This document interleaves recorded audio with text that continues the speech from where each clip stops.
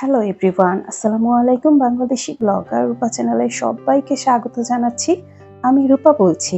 কি অবস্থা, কেমন আছেন আপনারা সবাই? আশা করছি আল্লাহর রহমতে সবাই ভালো আছেন, সুস্থ আছেন, নিরাপদে আছেন। কাছে ও দূরে, দেশ ও দেশের বাহির থেকে যে যেখান থেকে আজকের এই ভিডিও দেখছেন, আপনাদের সবাইকে জানাই আন্তরিকভাবে স্বাগত। নতুন আরও একটি ব্লগ নিয়ে হাজির হলাম। আশা করছি আজকের ব্লগটিও বরাবরের মতো ভালো লাগবে। সকালে নাস্তা দিয়ে আজকের ব্লগটি কিন্তু শুরু করলাম। শুভ সকাল। তো আমি কিন্তু অফ ক্যামেরাতে রুটিটা বানিয়ে এখানে চুলায় চা বসিয়ে চলে আসছি বারান্দায়। তো বারান্দায় কেন যেন সকাল সকাল না আসতে পারলে আমার একদমই এখন আর ভালো লাগে না। যাই হোক, গত ভিডিওতে কিন্তু আপনাদের সাথে শেয়ার করেছিলাম যে জবা গাছে কলি এসেছে। এখন দেখেছেন মাশাআল্লাহ এত সুন্দর একটা ফুল ফুটবে আমি কিন্তু ভাবতেও পারি নাই। তো এই ফুলটা কিন্তু খুবই সুন্দর, খুবই ভালো লাগছিল। অনেকের দেখা যায় ছাদ বাগান ভর্তি ফুলের গাছ, ফলের গাছ। তো আমরা যারা ভাড়া থাকি দেখা যায় যে ছাদ বাগানে কিন্তু আর সেই ফুল গাছ, ফলের গাছ লাগাতে পারি না। তো এই যে আমাদের যে ছোট্ট বারান্দাগুলো থাকে সেই বারান্দায় কিন্তু মনের মতো করে কিছু গাছ কিন্তু লাগিয়ে নিতে পারি। এই যে দেখেছেন মাশাআল্লাহ খুব সুন্দর কিন্তু আমার বারান্দা বাগান। এই মুহূর্তে যারা ভিডিওটি দেখছেন, ভিডিওটি ভালো লেগে গেলে প্লিজ একটি লাইক দিয়ে ভিডিওটি কন্টিনিউ করবেন। যাই হোক, সকালের নাস্তা কিন্তু আমরা করে নিয়েছি। তো করে কিন্তু আমি চলে আসছি আবার হচ্ছে কিচেনে এসে এই যে একটু যে থালাবাটিগুলো আছে সেগুলো কিন্তু ধুয়ে নিচ্ছি। সকালে নাস্তা করার পরে আমার ঘরে কিন্তু অনেক থালাবাটি বের হয়, চায়ের কাপ থেকে শুরু করে চায়ের কেটেল, প্লেট, বাটি, এই যে আটা রুটি যে ডো তৈরি করি, পাতিল। তো অনেকগুলো থালা বাসনই কিন্তু সকালবেলা ধুতে হয়। তো যাই হোক, এখন হচ্ছে সবকিছু কিন্তু সুন্দর করে পরিষ্কার করে এখন কিচেনটা আমি সুন্দর করে ক্লিন করে নিব। সকাল থেকে যেভাবে আমি আমার সংসারের কাজগুলো করে থাকি সেগুলোই কিন্তু আজকে আপনাদের সাথে ধাপে ধাপে দেখাবো।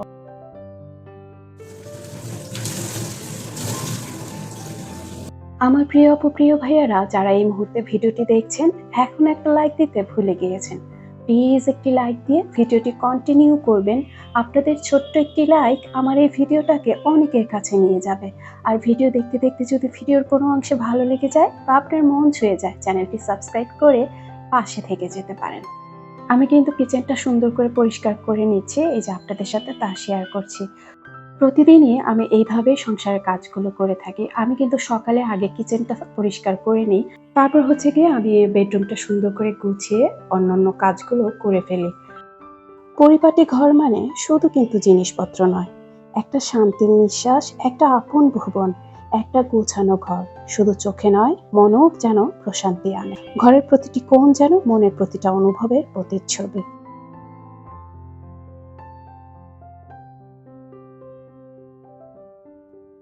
আমার বাসার ফ্যানগুলো কিন্তু খুব বেশি ময়লা হয়েছে। ৪ টা ফ্যানই কিন্তু অনেক বেশি ময়লা হয়েছে। তো ফ্যানগুলো কিন্তু আমি পরিষ্কার করছি না। ফ্যানগুলো কিন্তু পরিষ্কার করে দিচ্ছে আপনাদের ভাইয়া। তো যাই হোক, আপনাদের ভাইয়া এখান দিয়ে ফ্যানগুলো পরিষ্কার করতে থাক। আর আমি হচ্ছে গিয়ে বেডরুমের যে কাজগুলো আছে সেগুলো কিন্তু করে আসি। বেডরুম কিন্তু এখনো আমার গুছানো হয়নি। তো চলেন বেডরুমগুলো আজকে আপনাদের দেখাই। অগোছালো আমার বেডরুমগুলো দেখতে কেমন লাগে।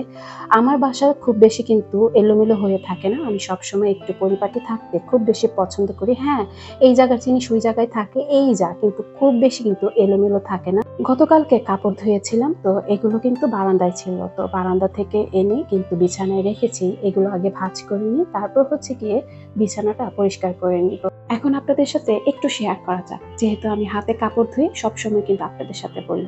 তো যেদিন আমি বিছানার চাদর ধুবো সেদিন কিন্তু পরার কাপড় একদম ধুই না।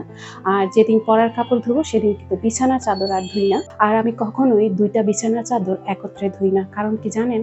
খুব বেশি যদি আমি কাপড় ধুতে যাই সেক্ষেত্রে আমি অনেক ক্লান্ত আমার কাছে মনে হয়। অন্যান্য কাজগুলো করতে তখন কিন্তু খুব বেশি খারাপ লাগে।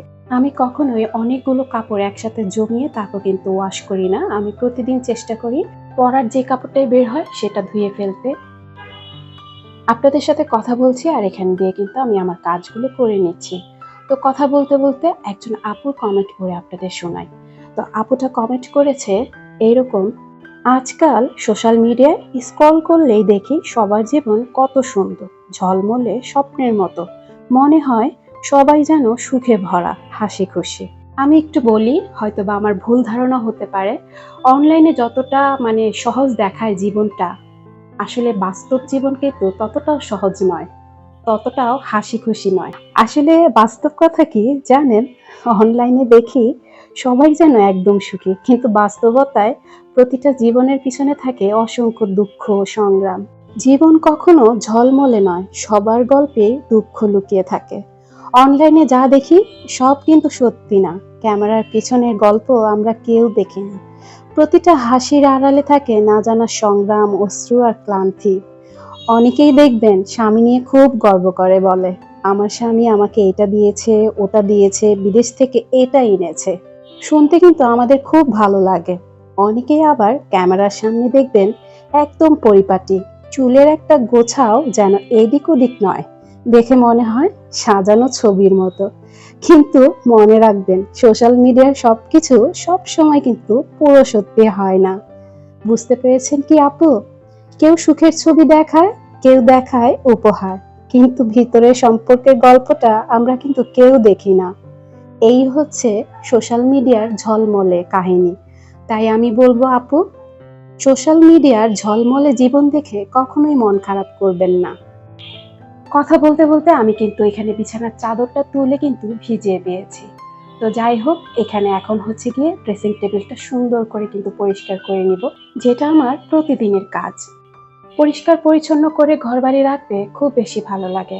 আমার মতো হয়তো বা অনেক আপুরাই আছে ঘরবাড়ি পরিষ্কার রাখতে খুব বেশি পছন্দ করেন। তো যাই হোক, এখানে কিন্তু আমি পরিষ্কার পরিচ্ছন্ন করে নিচ্ছি প্রতিটা জিনিস।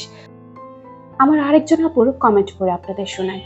তো একজন আপু জানতে চেয়েছে আমি যে পিৎজা ট্রেটা কিনেছি সেই পিৎজা ট্রেটার প্রাইস কত। সেই পিৎজা ট্রেটার প্রাইস হচ্ছে 300 টাকা।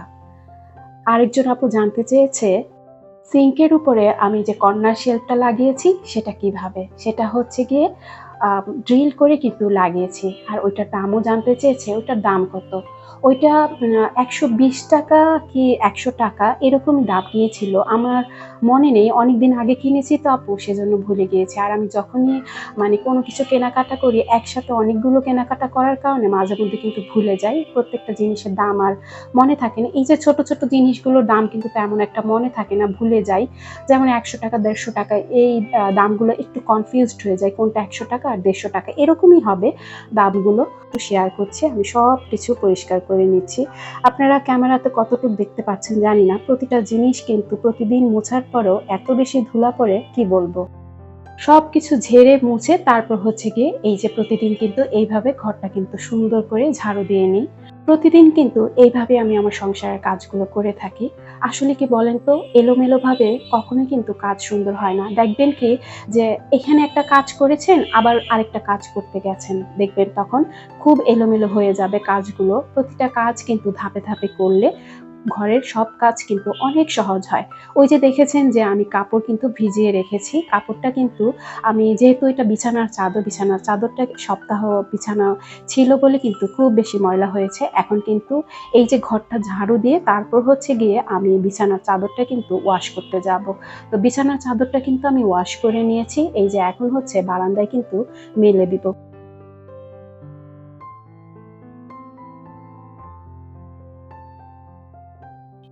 আমি অফ ক্যামেরাতে সুন্দর করে কিন্তু ফ্লোরটা মুছে নিয়েছি। আসলে এগুলো যদি সবকিছু দেখাতে যাই ভিডিওটা কিন্তু অনেক লম্বা হয়ে যাবে। সেজন্য কিন্তু অনেক কিছুই কিন্তু কেটে ছেটে শেয়ার করি। আসলে এক ভিডিওতে এত কিছু দেখানো কিন্তু সম্ভব না। আপনাদের সাথে কিন্তু বলাই হয়নি, এখান দিয়ে আমি শুধু যে ঘর গুছাচ্ছি তা কিন্তু না। আমি কিন্তু দুপুরে রান্নাটাও বসিয়ে দিয়েছি। তো দুপুরে রান্না কি কি করেছি সেটা আপনাদের সাথে কিছুক্ষণ পরেই শেয়ার করা হবে। এখন আপনাদের সাথে শেয়ার করছি কিভাবে আমি আমার বাসাটা সুন্দর করে পরিপাটি করে গুছিয়ে নিয়েছি। চলেন আপনাদের সাথে তা শেয়ার করা যাক।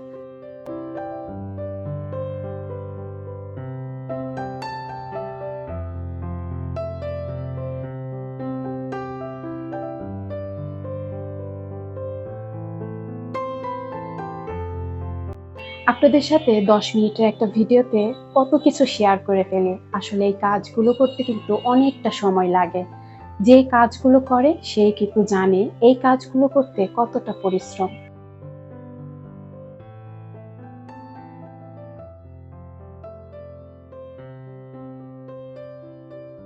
পুরো বাসাটা সুন্দর করে কিন্তু ঝেড়ে মুছে পরিষ্কার পরিপাটি করে নিয়েছি। তো সেটা আপনাদের সাথে এই যে এখন শেয়ার করছি।